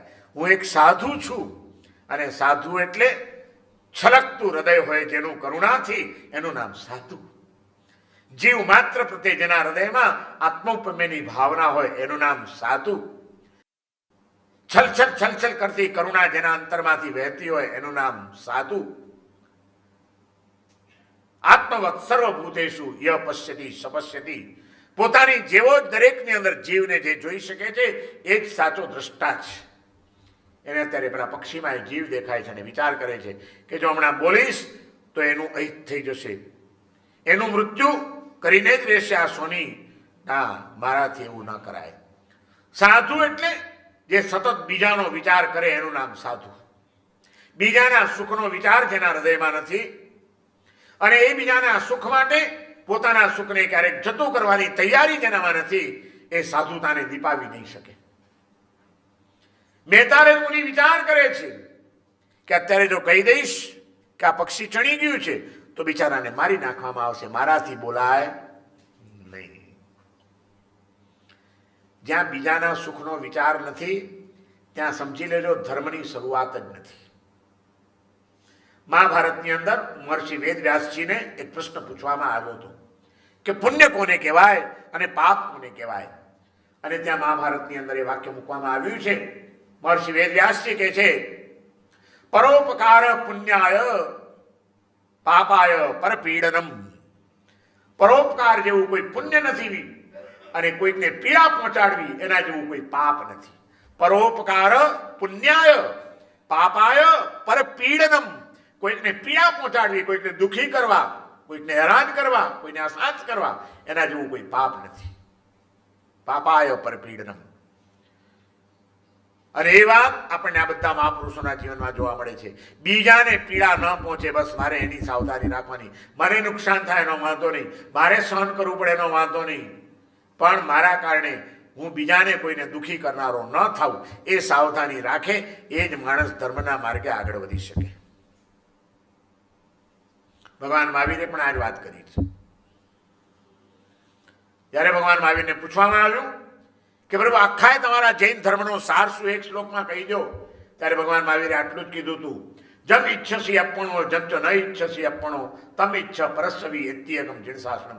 જેવું તું વર્તન બીજા પાસેથી ઈચ્છે છે એવું જ વર્તન દરેક જીવની સાથે કર. અને બીજાનો જે વ્યવહાર, જે વિચાર, જે ઉચ્ચાર તને નથી ગમતા ને એવો કોઈ આચાર વિચાર કે ઉચ્ચાર કોઈ જીવ પ્રત્યે તારાથી ન થઈ જાય એની કાળજી રાખીને જીવ. એત્યગમ જીણસાસનમ. એ જ મારું જીનશાસન છે. મારું જીનશાસન બીજું કંઈ જ કહેતું નથી. દરેકની અંદર ચૈતન્યથી વિરસતો એક પવિત્ર આત્માનું દર્શન કરતા શીખો, અને એવા કોઈ આત્માને મારા નિમિત્તે કોઈ દુઃખ ન પહોંચે. જે મને નથી ગમતું એવું વર્તન મારે કોઈની સાથે નહીં કરવું જોઈએ. કોઈ મારી ટીકા કરે તો મને ગમે છે, કોઈ મારી નિંદા કરે તો મને ગમે છે, કોઈ મારું અપમાન કરે તો મને ગમે છે, કોઈ મારી ઉપર આડ ચડાવે તો મને ગમે છે, કોઈ મારી સાથે અનીતિ કરે તો મને ગમે છે, કોઈ મારી સાથે છેતરપિંડી કરે તો મને ગમે છે, કોઈ મારી કદર ન કરે તો મને ગમે છે. તો મને જે નથી ગમતું એવું કોઈ પણ જીવ સાથે મારે નહીં કરવું જોઈએ. અને મને જે ગમે છે, કોઈ મને પ્રેમથી બોલાવે તો મને કેટલું સરસ લાગે છે, લાવ હું બધાને પ્રેમથી બોલાવું. કોઈ મને આદર આપે તો કેટલું ગમે છે, હું પણ બધાને આદર આપતા શીખું. એત્યગમ જીણશાસનમ. જીનશાસન આટલું જ છે, બીજું કંઈ કહેતું નથી. જીનશાસન કહે છે દરેકની અંદર ચૈતન્યના દર્શન કરતા શીખી જાઓ. દરેકની અંદર રહેલો એક પવિત્ર આત્મા છે સિદ્ધ સ્વરૂપી, એ આત્માનું દર્શન કરતા શીખી જાઓ.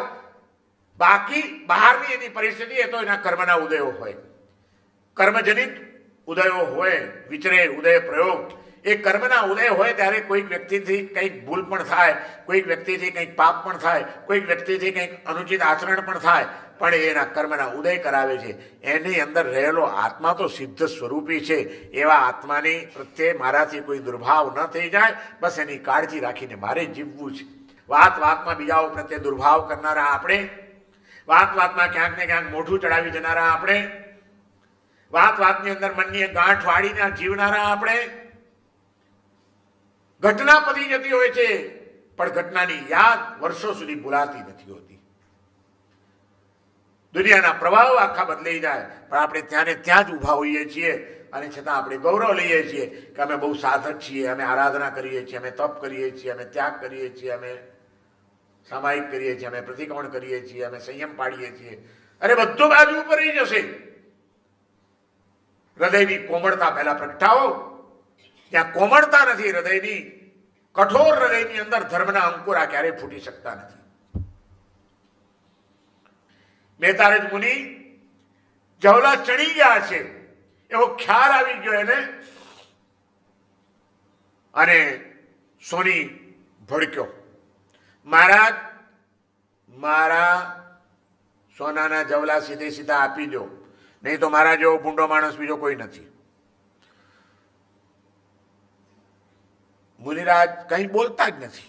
બોલે તો એ તકલીફ છે ને ના બોલે તો પોતે ચોર ઠરે છે. પણ વાંધો નહીં, મારા માટે એને ગમે તે થઈ જાય, એ કદાચ મને હેરાન કરશે એટલું જ, પણ મારા બોલવાથી એક જીવની હત્યા થાય એ તો હું નહીં જ કરી શકું ક્યારે પણ. મૌન રહ્યા અને આવેશમાં આવેલો સોની બાજુમાંથી ક્યાંકથી એક વાધર નામનું ચામડું, ચામડાની એક જાત આવે કે એ ચામડું એવું હોય કે એને પાણીમાં પલાળીને પછી જો તડકે મૂકવામાં આવે તો એકદમ ખેંચાય, એકદમ ખેંચાય. એ ચામડું વાધર નામનું એનો ટુકડો લઈ આવ્યો, પાણીમાં બરાબર પલાળી અને મુનિરાજના પકડીને હવે ઢસડે છે. માંસ ખમણનો તપ થઈ ગયેલો છે, 1 મહિનાની અશક્તિ શરીરમાં છે, અને હાથ પકડીને ખેંચી અને ભર તડકામાં સૂર્યની વચ્ચે ઉભા રાખે છે. બપોરના ધગધગતા તાપમાં ઉભા રાખીને પેલું પલાળેલું ચામડું એમના માથા ઉપર ટાઈટ બાંધે છે. બરાબર વીંટાળી દીધું, એની ઉપર એક દોરીથી ટાઈટ બાંધી દીધું અને કે જવો ઉભા રહો. અને જેમ ચામડું સુકાતું ગયું એમ ખેંચાતું જાય છે, ખેંચાતું જાય છે, ખેંચાતું જાય છે.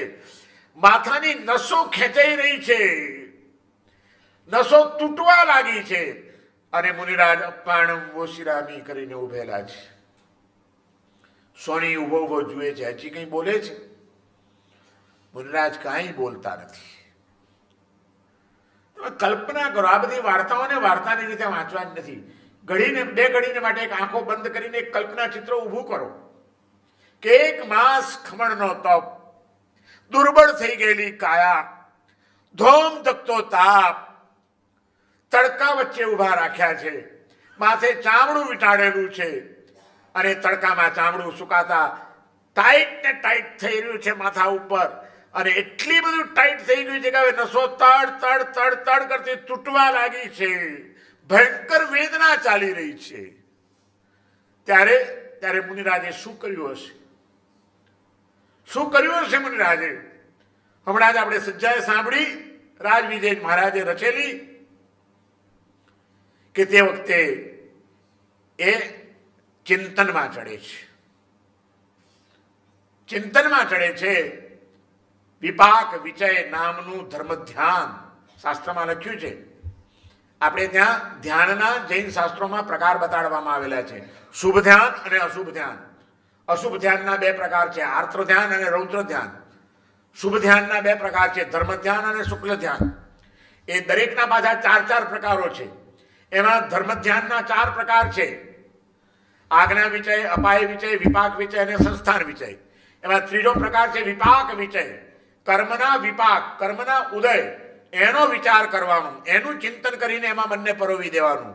અને આ મેતારજ મુનિ ચામડાની નસો ખેંચાઈ રહી છે અને વિપાક વિચય નામનું ધર્મ ધ્યાન એમાં એ ચડી ગયા છે કે મહારાજ કોઈ પૂર્વજન્મના અશુભ કર્મના ઉદય આજે જાગ્યા છે.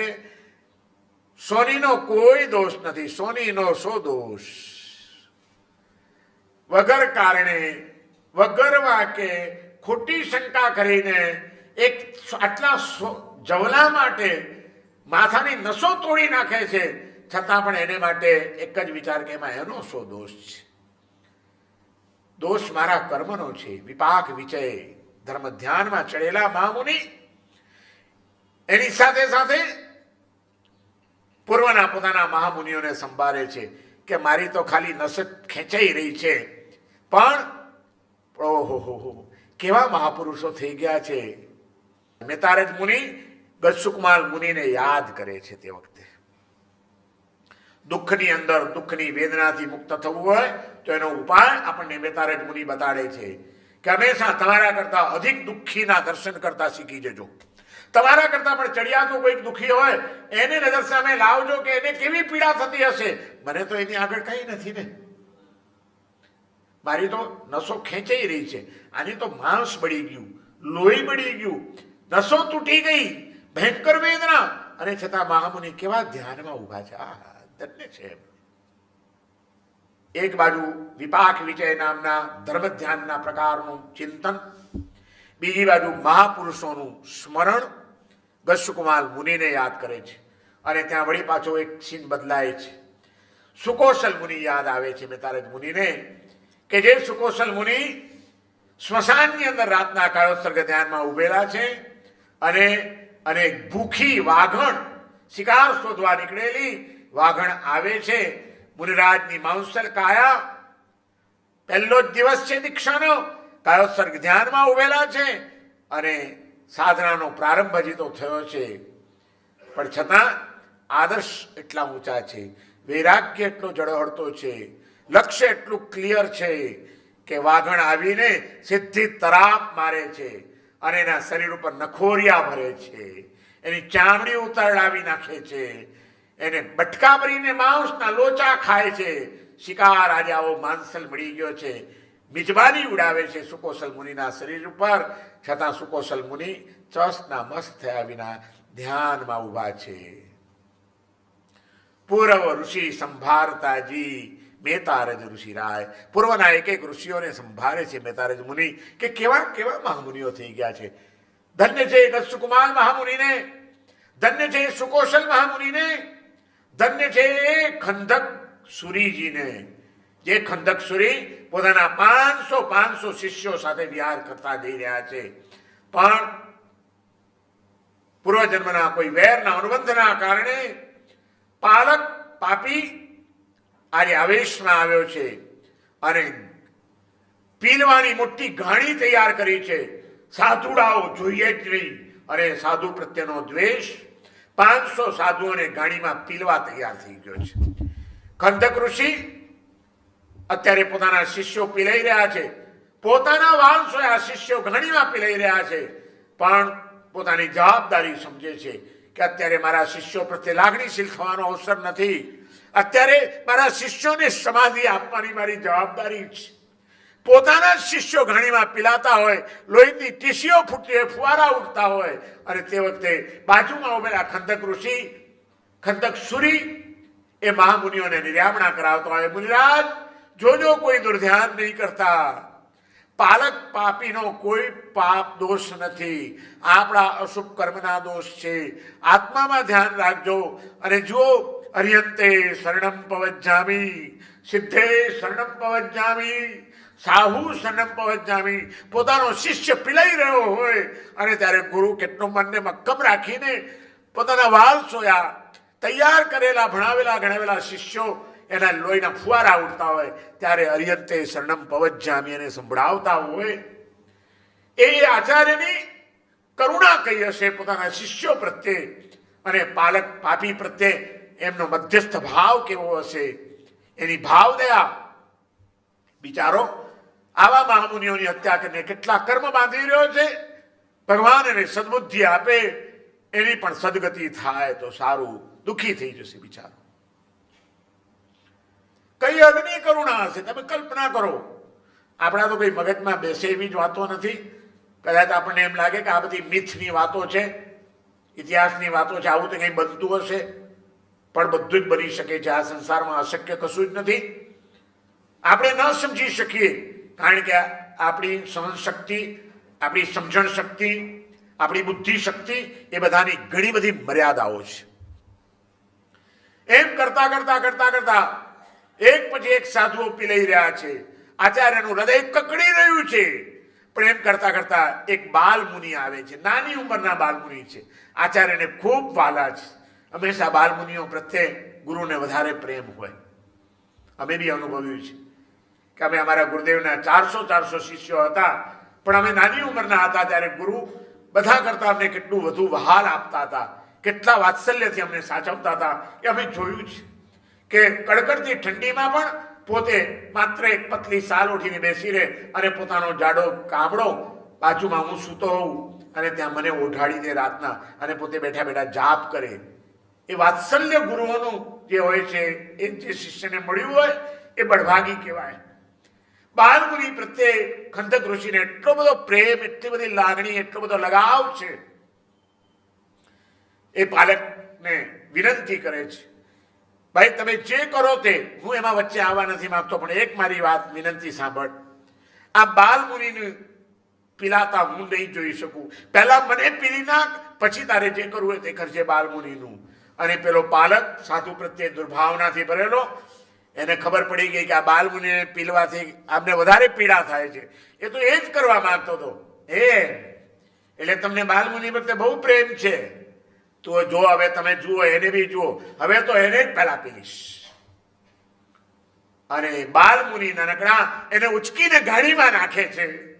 અને તે વખતે એ ગુરુ, એ આચાર્ય, મને સમર્પિત થયેલો મારો આ બાલમુનિ સહન નહીં કરી શકે, પણ મારું વાત્સલ્ય, મારી પ્રત્યેની જે શ્રદ્ધા છે, મારી પ્રત્યેની જે પ્રેમ છે, એ જ એને હવે સમાધિનું કારણ બની શકશે. માટે અત્યારે મારાથી લાગણીશીલ ન થવાય. બાલમુનિની પાસે જઈને પ્રેમથી એના માથે હાથ ફેરવે છે. બેટા, જો આજે કસોટી છે,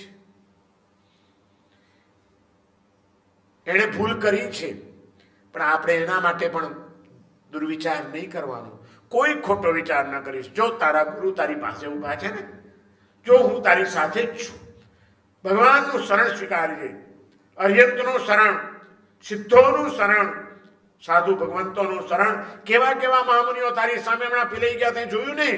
આવા મહામુનિઓને વંદના કરજે બેટા, પણ મનમાં કોઈ દુર્ધ્યાન ન કરીશ. સમતા ભાવથી સહન કરી લે, તારા કર્મના બંધનો તૂટી જશે. એટલી સમજણ આપે છે, એટલી નિરામણા કરાવે છે. અને બાલમુનિને પીલાઈ ગયેલા જોતા જોતા હવે ખંડક મુનિને ચક્કર આવે છે. બેતારજ મુનિ શું કરી રહ્યા છે આ સજ્જાઈની અંદર? જો તમે ધ્યાનથી સાંભળ્યું હોય તો આ બધી વાતો આવી હતી. શબ્દો કેટલા અદ્ભુત વાપર્યા છે રાજવિજયજી મહારાજે, કે તે વખતે બેતારજ મુનિ એ આ બધા મહામુનિઓને યાદ કરે છે. એવા પણ મોટા યતિજી મન નાવે રે રોષ. આવા મોટા મોટા મુનિઓ થઈ ગયા, પણ એમણે પણ મનમાં કોઈ દિવસ રોષ લાવ્યા નથી. તો એ જીવ, તું પણ રોષ ન લાવીશ. એવા પણ મોટા ઋષિજી મન નાવે જરી રોષ. આત્મનિંદે આપણો જી સોનીનો સોદોષ. મેં તારજ મુનિવર ધન ધન તુમ અવતાર. આત્મનિંદે આપણોજી, મારા જ આત્માએ કોઈ કર્મમાં થયા હશે. સોનીનો સોદોષ, મેં તારજ મુનિવર ધન ધન તુમ અણગાર. ધન્ય છે તમને, ધન્ય છે તમને કે આવી પરીક્ષામાં પણ તમે પ્રસન્ન ચિત્તે પસાર થઈ રહ્યા છો. પણ એનું કારણ એક બાજુ કર્મનું તત્વજ્ઞાન, વિપાક વિચય, કર્મના વિપાકો કેવા વિષમ છે એનું ચિંતનમાં મનને જોડી દીધું છે. અને બીજી બાજુ આ મહાપુરુષોની સ્મરણ. દત્સુકુમાર મુનિ, સુકોશલ મુનિ, ખંડક ઋષિ, એક એકને યાદ કરતા જાય છે, એમાંથી બળ મેળવતા જાય છે.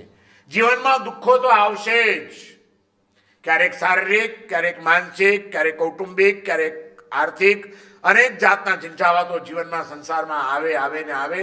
કોઈ કષ્ટ આવે, કોઈ દુઃખ આવે, એમાં આશ્ચર્ય પામવા જેવું નથી, એનું દુઃખ પણ લગાડવા જેવું નથી. પણ જ્યારે પણ દુઃખ આવે, જ્યારે આવે ત્યારે એ દુઃખને સહન કરવાની શક્તિ જોઈતી હોય તો મેતારજ મુનિ આપણને રસ્તો બતાડે છે કે એક બાજુ કર્મનું ચિંતન કરજો, અને બીજી બાજુ તમારા કરતાં પણ વધુ કષ્ટો જેમણે સહન કર્યા હોય એવા મહાત્માઓને સ્મરણ કરીને એમને ભાવપૂર્વકની વંદના કરજો. મહાત્માઓની ચેતના સાથે જ્યારે આપણી ચેતના જોડાઈ જશે ત્યારે એમના જેવી નહીં, પરંતુ એનું થોડીક પણ સહન કરવાની અને સમજણ શક્તિ કે જે આપણને આર્ત ધ્યાનમાં ન લઈ જાય, જે રૌદ્ર ધ્યાન ન કરાવી દે અને ચિત્તને સમતા ભાવમાં રમતું રાખી શકે, એ શક્તિ એ મહાપુરુષોમાંથી પ્રાપ્ત કરી લેવાની છે. આપણા કોઈક અશુભ કર્મના ઉદય હોય તો બીમારી પણ આવે. આપણા કોઈક અશુભ કર્મનો ઉદય હોય તો ધંધામાં ફટકા પણ પડી જાય. આપણા કોઈક અશુભ કર્મનો ઉદય હોય તો આપણાથી વિમુખ થઈ જાય. જેને અત્યાર સુધી ખૂબ પ્રેમ આપ્યો હોય એ જ આપણી ઉપર અણગમો વરસાવતા થઈ જાય, પણ ત્યારે પણ એ જીવની પ્રત્યે કોઈ દુર્ભાવ ન કરવો. બેતારજ મુનિ કહે છે, ના, આત્મ નિંદે આપણોજી સોનીનો સદોષ. એમાં એનો શું દોષ છે? એને આવો વિચાર આવ્યો, એ પણ મારો કોઈક અપ્યશ નામ કર્મનો ઉદય હશે, માટે એને આવો વિચાર આવ્યો છે. એમાં એનો કોઈ દોષ નથી. એને બી સદબુદ્ધિ મળો, એને પણ શાંતિ મળો, એ પણ સુખી થાવ. બસ મારે બીજું કંઈ જોઈતું નથી. દરેક જીવ સુખી થાય એ ભાવના હૃદયમાં પ્રબળ બને ત્યારે જ આપણી સાધનાની કોઈ સિદ્ધિ આંશિક પણ આપણે પ્રાપ્ત કરી કહેવાય. અપરાધી પ્રત્યે પણ કોઈ દિવસ દુર્વિચાર નહીં. ખંડક મુનિ નું આ ધ્યાન બાલ મુનિને પીલાઈ જતી વખતે પણ ખંડક મુનિએ કરાવેલી નિરામણા બેતારજ મુનિ યાદ કરતા જાય છે અને ભાવપૂર્વકની વંદના કરતા જાય છે. મહામુનિઓને પૂર્વ ઋષિ સંભારતાજી બેતારજ મુનિરાજ આ પૂર્વના ઋષિઓને સંભાળ્યા કરે છે, વંદન કરે છે. અને એ રીતે અંતગઢ હુઆ કેવડીજી છેવટે નસો તૂટતા માંસ કમળથી અશક્ત બનેલી એમની કાયા ત્યાં આગળ છેવટે ઢળી પડે છે અને એમનો પ્રાણ નીકળી જાય છે. પણ એ નસો તૂટી એની સાથે સાથે એમણે કર્મના બધા જ બંધનો તોડીને એમને કેવળ જ્ઞાનની પ્રાપ્તિ થાય છે. પણ આ બાજુ કૈવલ્યની પ્રાપ્તિ અને બીજી બાજુ અશક્ત બની ગયેલું આ શરીર, માંસ કમળનું તપસ્વી આ કાયા અને આ ભયંકર વેદના, એ વેદનાના કારણે એમનો પ્રાણ નીકળી જાય છે ત્યાં જ. એટલે કેવળ જ્ઞાનની સાથે જ એમનું નિર્વાણ મોક્ષ પણ થઈ જાય છે. બાકીના 4 અઘાતી કર્મો પણ ત્યાં ક્ષય પામી જાય છે. આયુષ્ય કર્મ પણ પૂર્ણ થઈ ગયું અને નિર્વાણ પામી જાય છે. બસ પેલા સોનીને તો મુનિની ઉપરનો આવેશ બદલો તો લઈ લીધો અને હવે શું થાય? હવે મુનિ તો મૃત્યુ પામ્યા, શું કરવાનું?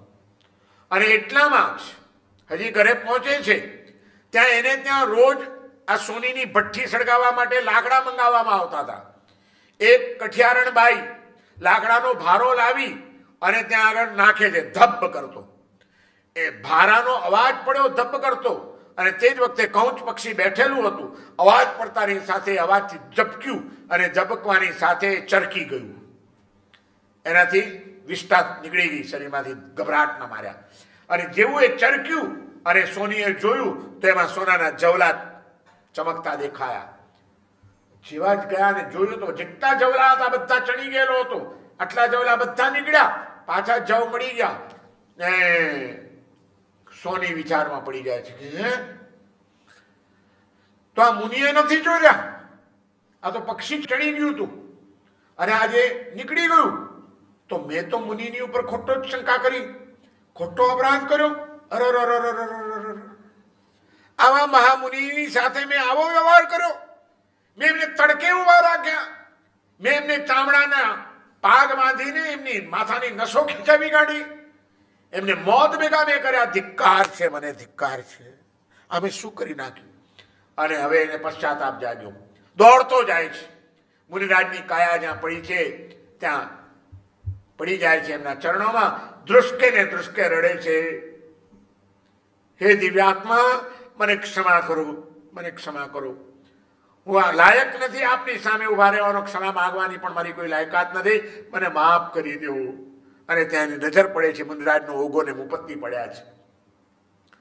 બસ જે પૈસાના લોભે, જે સોનાની લાલસાએ મને ભાન ભૂલો બનાવ્યો, એ લોભ વૃત્તિ, એ અહંકાર વૃત્તિ, એ સંસારની આસક્તિ કશું જ ન ખપે.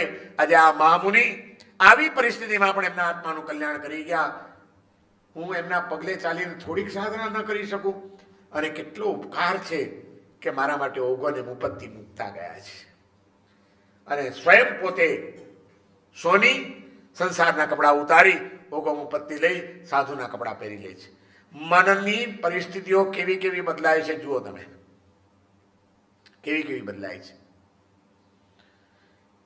પહેલા વરવા માટે પધારો પધારો પધારો કર્યું ત્યારે ભક્તિનો ઉછાળો હતો. પછી સોનાના જવ ચોરાઈ ગયા છે એવું માન્યું ત્યારે ભયંકર આવેશ આવ્યો. આવેશમાંથી તિરસ્કાર અને મુનિને ખતમ કરવા સુધીની ભાવના અને એમને તડકે ઊભા રાખીને ઢસડીને મારી નાખવા સુધીનો ઉપસર્ગ કર્યો. અને હવે જ્યારે સમજાયું પાછું ત્યારે વળી પાછો પશ્ચાતાપનો ભાવ અને એ જ મુનિ પ્રત્યે પાછો ભક્તિનો ભાવ. મનના ભાવોને બદલાતા કંઈ વાર લાગે છે? સારામાં સારા મુનિ પ્રત્યે પણ ખોટો વિચાર. મનની ગતિ બહુ ગજબની છે, અવળ ગતિ છે. આ મનની ગતિને સમજવી મુશ્કેલ છે. બહુ નાનો હતો ત્યારે એક દિવસ અઠવાડિયામાં અમને ધાર્મિક મેગેઝિનો વાંચવાની રજા મળતી હતી ભણવા સિવાયના દિવસોમાં. અને એમાં હું તે વખતે જનકલ્યાણ અને અખંડ આનંદ બહુ વાંચતો હતો.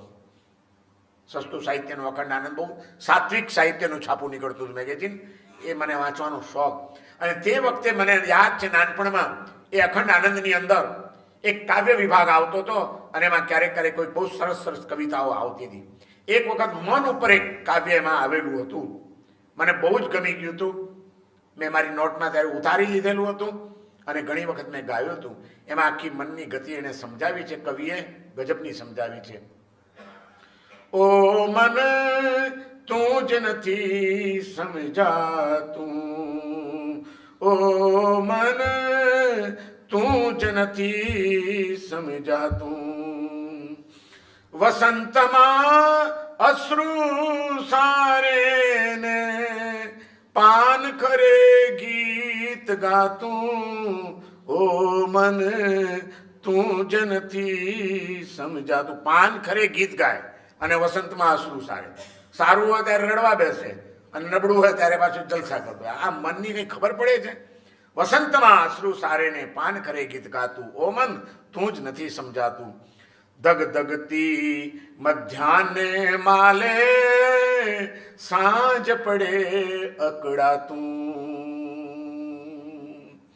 કંટક સાથે પ્રીત કરે ને, કંટક સાથે પ્રીત કરે ને, ફૂલોથી શરમાતું, ઓ મન તું જ નથી સમજાતું.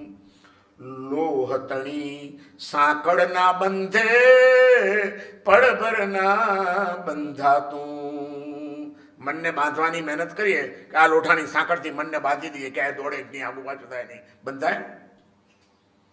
લોહતણી સાંકળના બંધે પડભરના બંધાતું, લાગણીઓના કાચા દોરે, લાગણીઓના કાચા દોરે જીવનભર જકડાતું, ઓ મન તું જ નથી સમજાતું. લોઢાની સાંકળથી ના બંધાય પણ લાગણીના કાચા દોરાથી બંધાઈ જાય કે નહીં?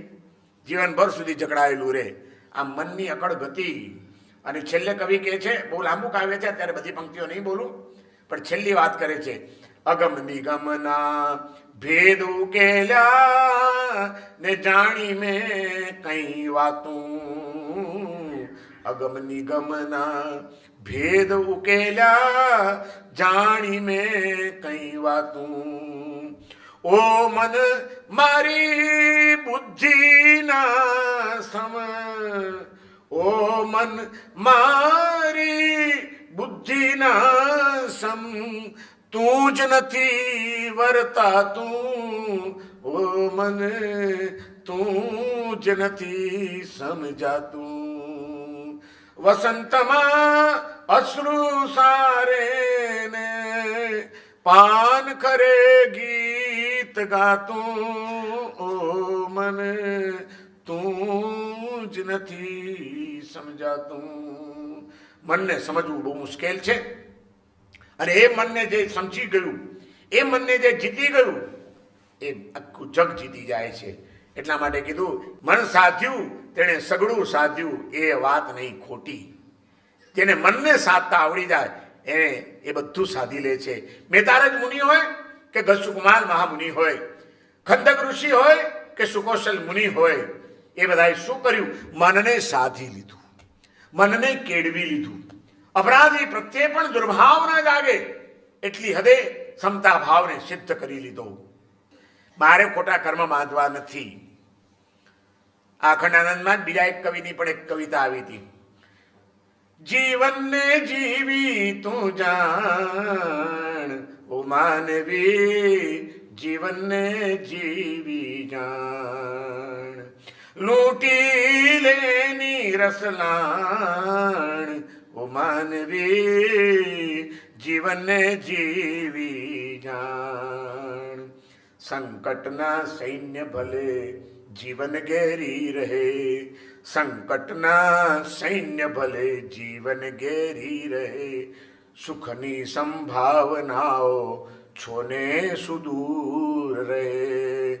રાખજે પ્રસન્ન છતાં પ્રાણ ઓ માનવી, જીવનને જીવી જાણ. એ લૂંટી લેની રસલાણ ઓ માનવી, જીવનને જીવી જાણ. સંકટના સૈન્ય ભલે જીવન ઘેરી રહે. સૈન્ય લઈને આવી જાય ને સંકટો ચારે બાજુથી જીવન ઘેરી વળે. સુખની સંભાવનાઓ છોને સુદૂર રહે. ક્યાંય સુખની સંભાવના દેખાતી ન હોય. રાખજે પ્રસન્ન છતાં પ્રાણ. મેતારજ મુનિને કોઈ સુખની સંભાવના હવે દેખાતી નહોતી, અને સંકટના સૈન્ય કેવા ઘેરી લીધા કે વગર વાંકે આરોપ ચોરીનો ભયંકર આવેશ ભક્ત દ્વારા જ, જેને મોદક આવ્યો છે એ જ હવે મારવા તૈયાર થયો છે.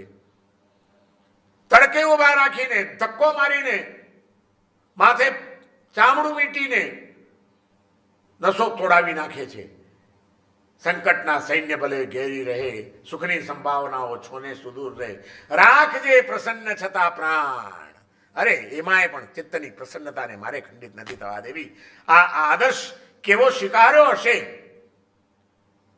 કે જેના કારણે અંતગળ કેવડી થઈ ગયા.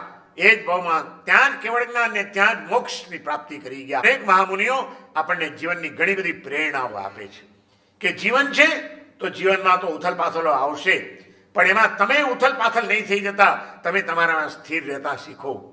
ટાંકણું આ ઉડાવવાનું છે, કરુણાનું ટાંકણું, સમતાનું ટાંકણું, ક્ષમાનું ટાંકણું. આ ટાંકણાથી આપણે આપણા આત્મા ઉપર ચડેલા દુર્ભાવનાઓના, વેરઝેરના, કઠોરતાના આ બધા પડોળોને જો તોડતા જઈએ તો અપ્પા સો પરમપ્પા, આત્મામાં જ પરમાત્મા બેઠેલો છે.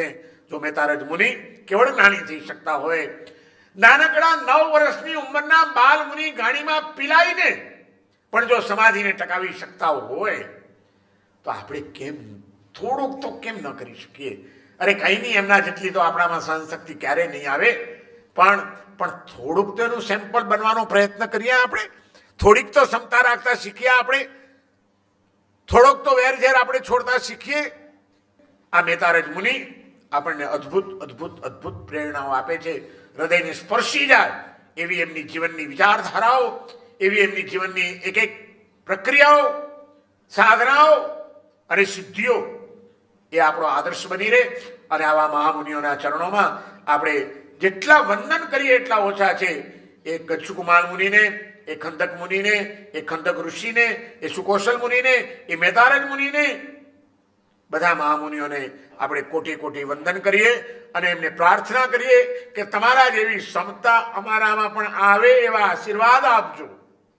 તમારા જેવી ક્ષમાપનાનો ભાવ અમારા હૃદયમાં પણ કેળવાય. અમે કોઈનો દોષ ન જોઈએ, અમારા કર્મનો દોષ વિચારતા થઈએ એવી સમજણ અમને આપજો. આપણે એમને વિનંતી કરીએ કે તમારા હૃદયમાં એક નાનકડા અબોલ જીવ પ્રત્યે પણ કરુણાનું જે ખડખડ ખડખડ વહેતું ઝરણું હતું એવું કરુણાનું ઝરણું વહેતું કરીને અમારી આ હૃદયની કઠોર ધરતીને થોડી કોમળ બનાવજો મહામુનિ. અમે આપની પાસે આટલું જ માંગીએ છીએ.